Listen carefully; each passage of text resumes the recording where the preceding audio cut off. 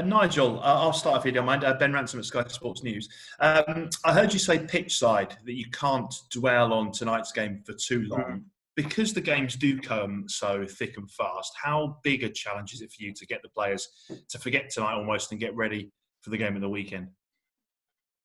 Well, we'll find out at the weekend. I mean, but, you know, it's about talking about what's happened tonight and some good things, some not so good things. I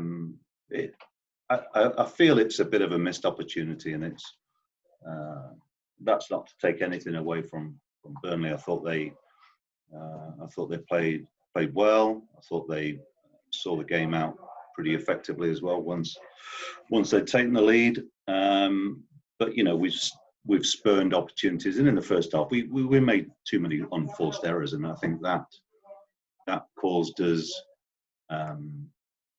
too many problems.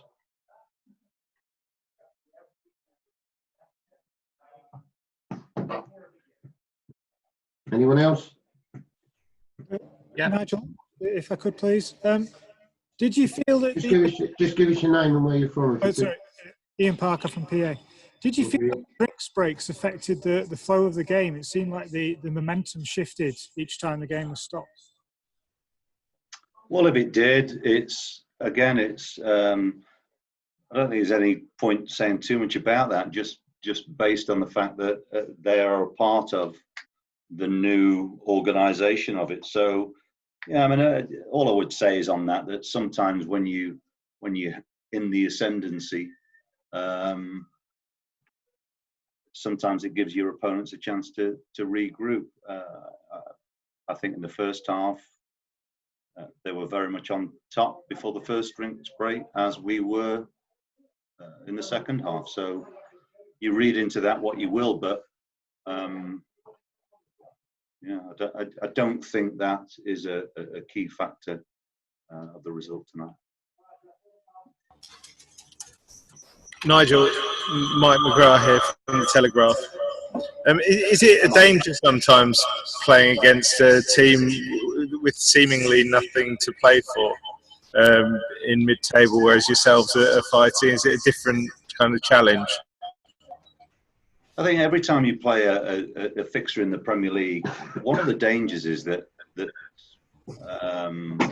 other people can, if you like,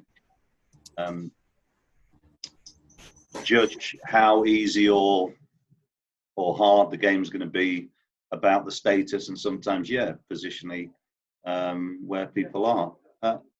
What I would say, whenever you play against one of Sean's, you know it's going to be a tough game.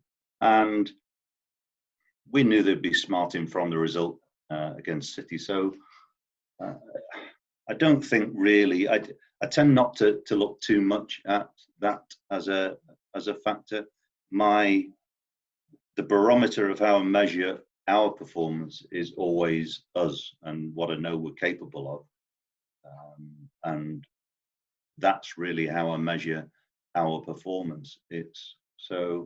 And I think you would be doing a club like Burnley a disservice if there was a suggestion that they wouldn't go into games like this with anything other than 100% intention of winning the game. So I think when you look at the fixtures that have been played so far, there have been maybe some surprises in terms of how the games have gone, but certainly how teams have dealt with the situation. I thought at the weekend our players dealt with playing at home particularly well, with no crowd. Today we just made too many unforced errors in the first half, which didn't allow us to find any rhythm in the game, and consequently, you know, it was hard for us to have the impact that we wanted, even though we had some promising moments in the first half. We allowed ourselves to be bullied a little bit at times, and but the irony is, of course, we played much better in the second half and then conceded a goal. So that's sometimes how it goes, I'm afraid. But second half of the performance was pretty positive. I think we spent a lot of time dictating the play for pretty long periods, but conceded a goal from a goal kick, which is very annoying for us. Nigel, hello. It's Adam Leventhal. Hi there. Hi, Adam. Just a question about the personnel. You made the changes with Danny Welbeck coming into the side on the left-hand side, and it was almost as if with a 4-4-2 to start off with. Can you just explain your thinking behind that and how you felt, some of the alterations that you made during the game in terms of changing shape went? Because we needed to do it. Not rocket science, basically. I think it would be naive to think that we would play every game with exactly the same personnel. I thought Danny Welbeck did well tonight, to be fair. I thought he showed really good energy levels, considering the difficulties he's had this season in terms of injuries and opportunities. I thought he did pretty well tonight. And but at half-time, I felt we needed to make changes. And just because we were not either dominating periods or we weren't dealing with their threats well enough. So I think sometimes it's just more about making changes to freshen it up. And we're not going to play the same team in every game that we play. Certainly not when you've got 3 games in a week in the temperatures that we've got at the moment. You've also got to bear in mind that we've had players coming back at different times.